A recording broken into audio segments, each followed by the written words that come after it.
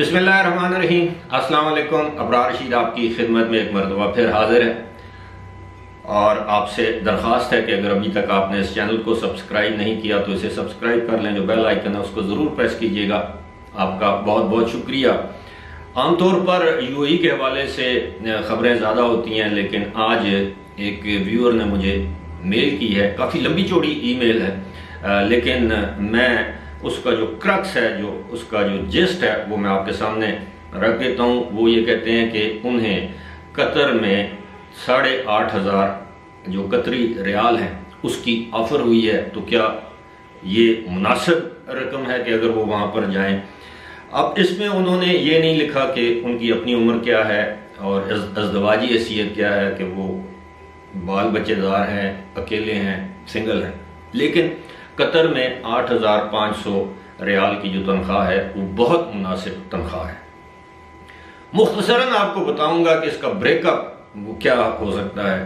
अगर आप किसी के साथ शेयर ना करें और यानी रिहाइश शेयर ना करें, खुद से कतर में कोई अच्छी जगह पर, मुनासिब जगह पर अगर आप कोई फ्लैट या अपार्टमेंट लेंगे तो वो तकरीबन 4,000 दरहम में आपको पड़ेगा। थोड़ा सा अपने यानी जो गैर मारूफ जगह हैं या जिन्हें हम कहते हैं सेमी पॉश एरिया या थोड़ा सा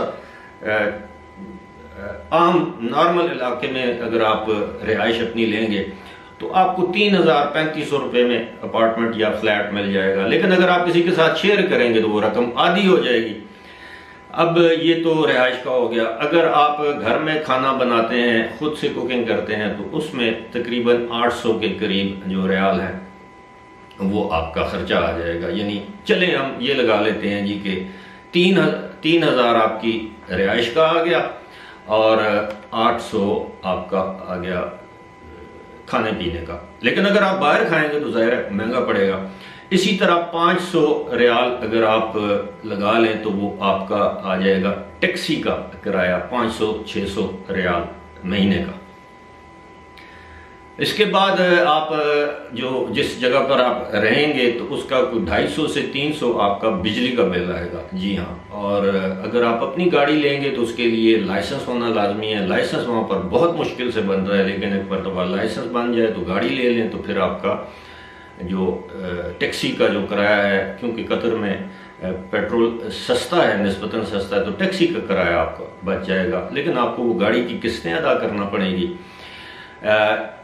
कुल मिला के सारे अखराजात, कपड़ा, लॉन्ड्री वगैरह वगैरह करके, और कभी कभार इंसान बाहर से भी खाता है, तो अच्छी चीज़ें अगर आप अच्छे किस्म का खाना पीना रखेंगे, अच्छी रिहाइश रखेंगे, तो आप ये समझ लें कि तकरीबन 7,000 रियाल आपका खर्चा आएगा। अगर आप अकेले रहेंगे तो आपको बचेगा 1,500 रियाल पर मंथ।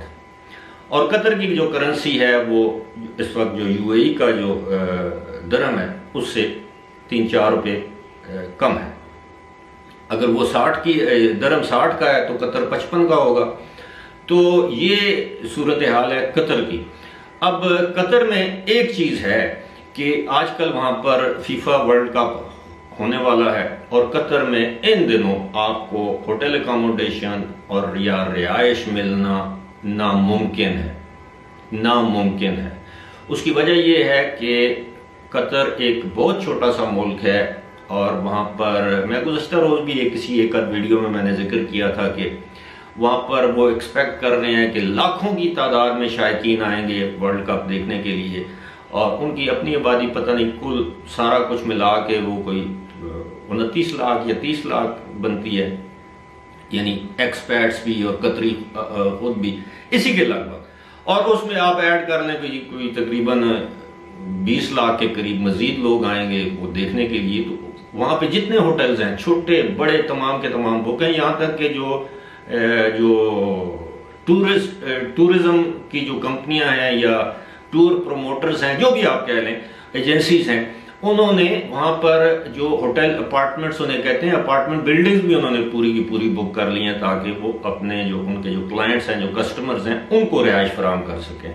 अलबत्ता जनवरी के बाद जो है वो हालात वहाँ पर जो है वो बेहतर हो जाएंगे रिहाइश के, क्योंकि एकदम से जो कतर में जो लोग उन्होंने वर्ल्ड कप के लिए जो मुलाजमीन हायर किए थे आर्जी बुनियादों पर 6 महीने के लिए, साल के लिए, ज़ाहिर है उनका कॉन्ट्रैक्ट भी ख़त्म हो जाएगा, वो भी वहाँ से चले जाएंगे। इसके अलावा जो शायकीन या टूरिस्ट वहाँ पर आए होंगे वो भी वहाँ से चले जाएंगे।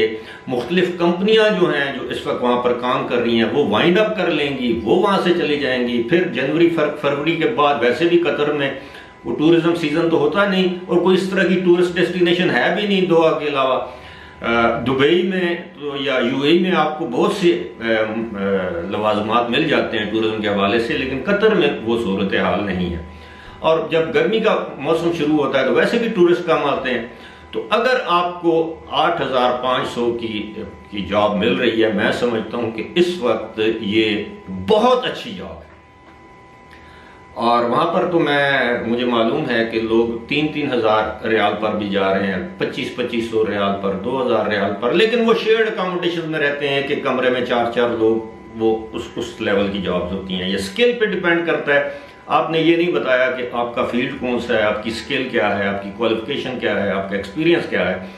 But having said that, I think ये दिस इज अ वेरी, जैसे कहते हैं ना कि मैं अब ये तो नहीं कहूँगा कि जी लुक्रेटिव ऑफर, लेकिन ये है कि this is a very good offer for any professional, any person जिसका एज ब्रैकेट जो है वो जो 30 साल 35 साल की एज ग्रुप में है, तो उसके लिए ये कतर में बेहतरीन जॉब ओपनिंग है विद वेरी गुड सैलरी अगर आप अकेले हैं। लेकिन जाहिर है अगर आप अपनी फैमिली को लेकर जाएंगे तो फिर इसी तरह आपके अखराजात बढ़ेंगे, स्कूलिंग है और बच्चों की, फिर आपके बीवी बच्चे साथ होंगे तो उनके मजीद अखराजात होंगे।